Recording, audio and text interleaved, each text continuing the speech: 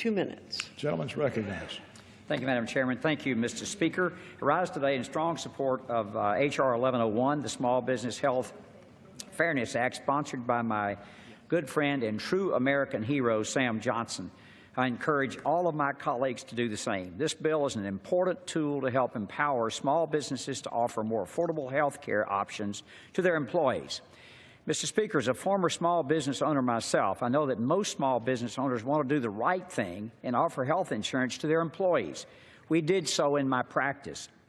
But many of these businesses are struggling with the cost and complexities of offering health insurance to their employees. Obamacare has exacerbated this problem for small businesses. Thousands of jobs and thousands of small businesses have closed. We have a better way.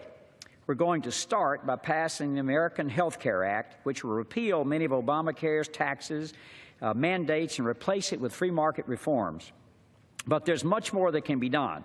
Perhaps the only thing that has prevented Obamacare from causing even more widespread damage was the success of ERISA employer-sponsored health insurance. We believe small businesses deserve the same protections that large businesses do, and that's why we're passing this legislation today.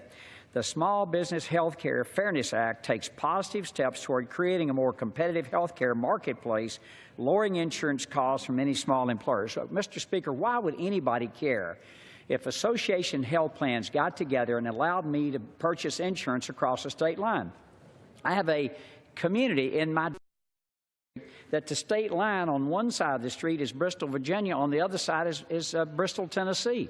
Why would it matter? Why couldn't I purchase that insurance across the state line if it helped my employees and lowered cost? And by the way, Mr. Speaker, the Affordable Care Act is working so well for consumers that 18 out of 23 of the co-ops went broke, leaving hundreds of thousands of people to search for insurance coverage.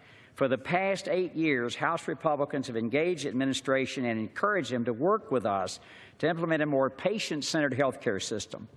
But instead of working with us on a common goal, they've layered on additional costs for small businesses. I again want to encourage my colleagues to support 1101.